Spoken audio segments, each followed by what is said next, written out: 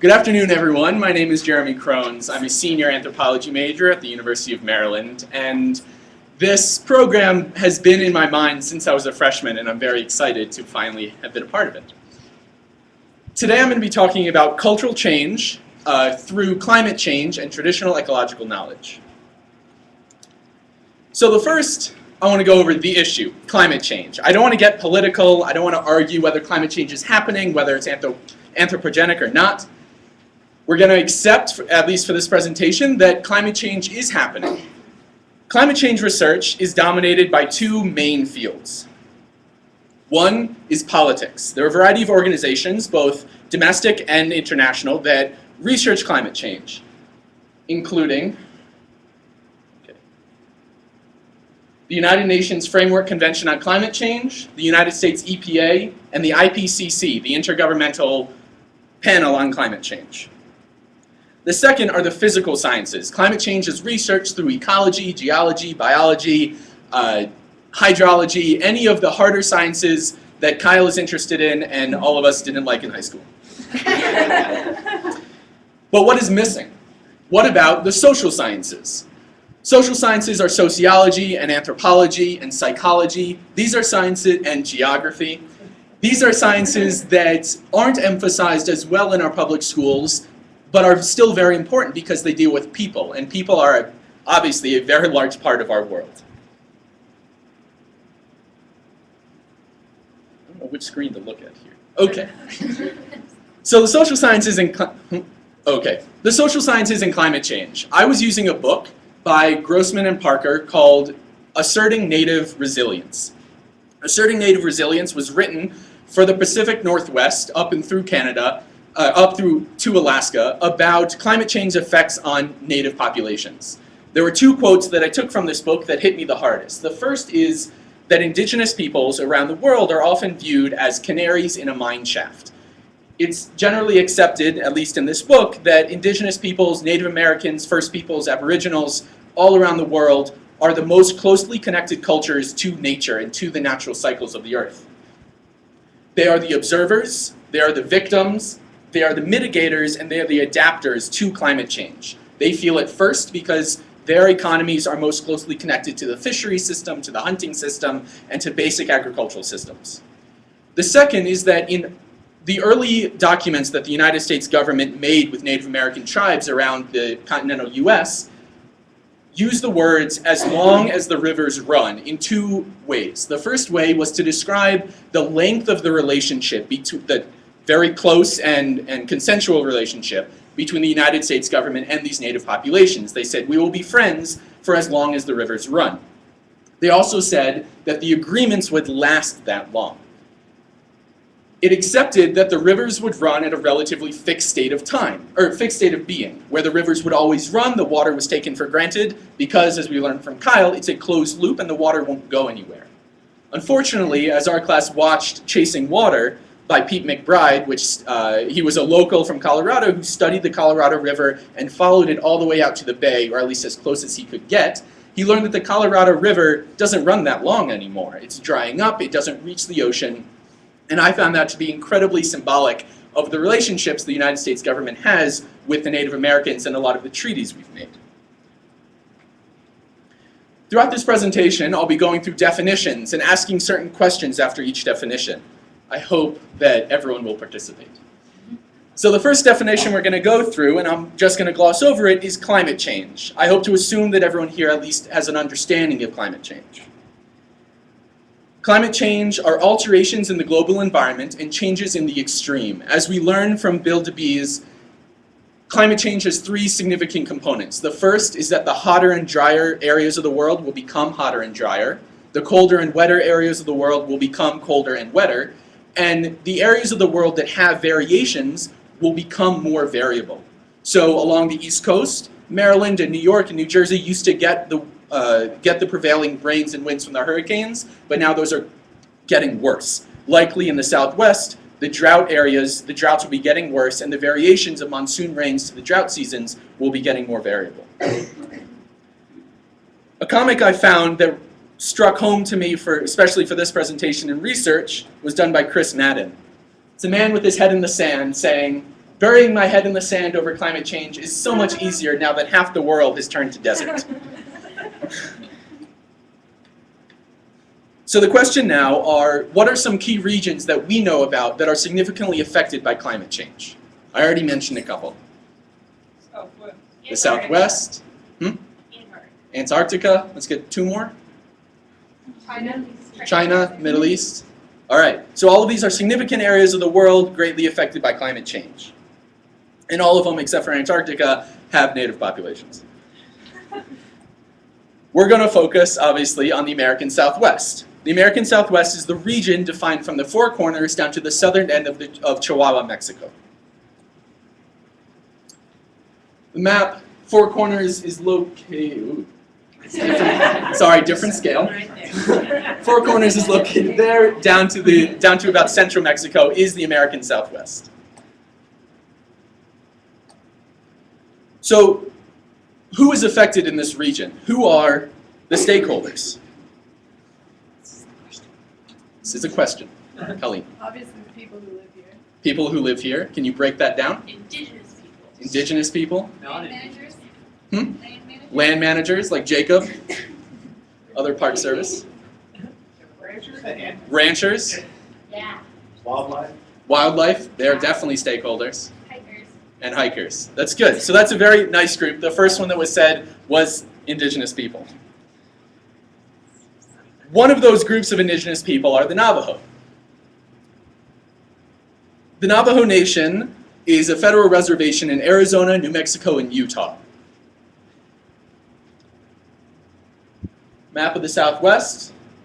I'm going to focus right on the Four Corners region. This is a map, skewed map of the Navajo Nation and the surrounding area. We're here in Flagstaff. We've driven through Cameron, past Tuba City, through the Hopi Reservation.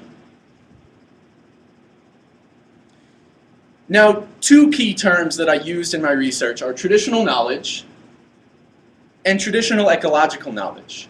Traditional knowledge is a body of understanding acquired through experiential and spiritual learning. This is anything from the legends and myths of a significant culture or going out into the field and learning this and passing it down through the generations. Traditional ecological knowledge is traditional knowledge that is specifically focused in ecology.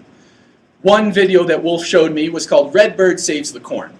And this was done by a group of, there was a video on YouTube done by a group of students out of Loop who decided to tell a story that one of their grandmothers had told them about the small village of Navajo whose corn was always dying.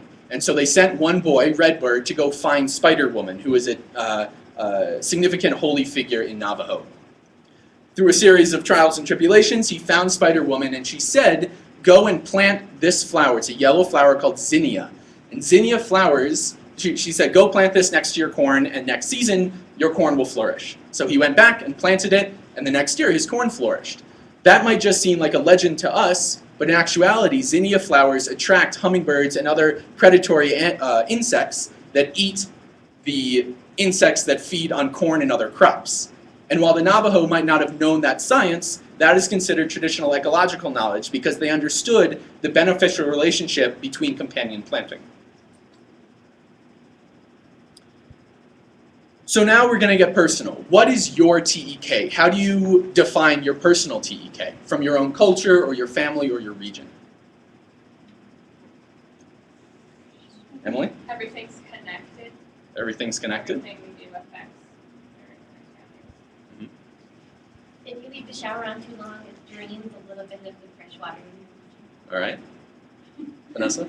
My grandma grows a lot of herbs and aloe vera in her garden. Mm-hmm. So if we get burns or if I have stomach ache, she just takes it out from her garden and mixes it and gives it to me in a tea.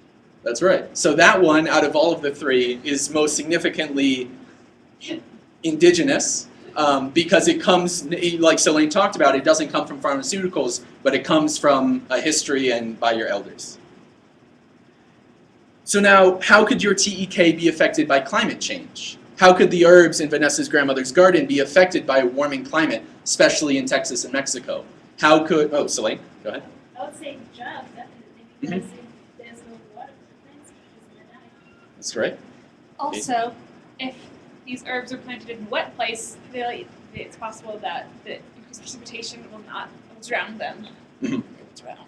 That's right. Will be alterations to the growing season. That's right. So different herbs will grow at different times. Maybe the pollinators won't pollinate. So now, one case study that I looked at briefly was on Aeolian sand dunes in Navajo. Aeolian sand dunes are hills made from wind-driven sand currents. And this was research done by Margaret Redsteer-Hiza of USGS and a variety of professors here at NAU.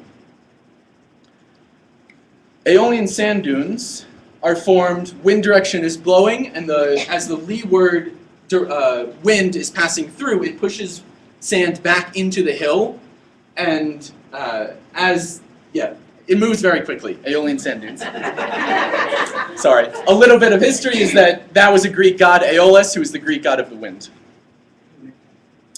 This is a map produced by the USGS of Aeolian sand dunes and their movements in the American Southwest. We are here, that's Flagstaff, that is the Four Corners region. You can see that I didn't put a Navajo map on here, but that region, as we recognized from before, is the Navajo area where a lot of the reservations are. Part of the research that they did, they studied a family in Tisto, which is in the Navajo Nation. They were living not necessarily in a very residential area, and they realized that the sand dunes were moving in fast. That's a picture of their house, and that's an outhouse that's covered about a third by the sand. So what happens when these sand dunes move into this residential area? What do people think will happen? We'll bury the houses, right.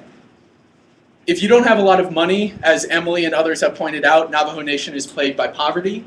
If you don't have a lot of money or a lot of capabilities by the federal government, how will you be able to move your home successfully away from the sand into a safe area? Another issue, however, is also their culture. Navajo and other Native Americans of this region have significant cultural ties to the specific land on which their houses are built. So if the sand dunes come in and force them to leave, they're leaving behind some of their own culture and their TEK.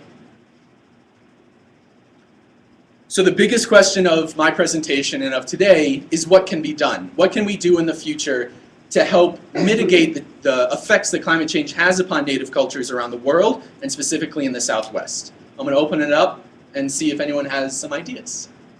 Kate. I think that people who aren't as rich, and people who don't have as many resources are the ones who are most affected by climate change. Mm-hmm. And so mitigating that aspect of Indigenous people's lives would be a huge factor. All right. Sully? I'd say it's all about education. We will educate our peers, younger people about conserving water and energy. Mhm. And it's one small step, but it can go a long way in the long run. Sure, to slow down climate change at least. Yeah. Vanessa? I like Celine's idea that that's a great long-term solution, but also we could get a lot of scientists together and decision makers to do short-term solutions. That way we won't wait for 50 years before there's a tangible solution. That's right. So that's the biggest point that I found as well, is to tie in the science and the policy from before in my presentation with the anthropology and the sociology to say, look, it's not only the Gila lizard that's being affected, it's not only the coal-fired power plants that are influencing the climate, it's also the people in the area, and we need to start teaching our kids early about the anthropological effects of climate change and of the world and our own actions. So that concludes my presentation for now. My research, I feel that this semester, I'm inspired to say this, the conversation with Wayne, this semester was incredibly inspirational for me. It opened me up to the American Southwest and the climate, both political and actual climate of the American Southwest. And I feel that this semester put a strain on me to help balance my experiential passions with my educational passions, and I hope to pursue that in the future. Thank you.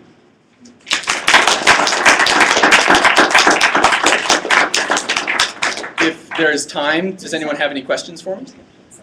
Celine.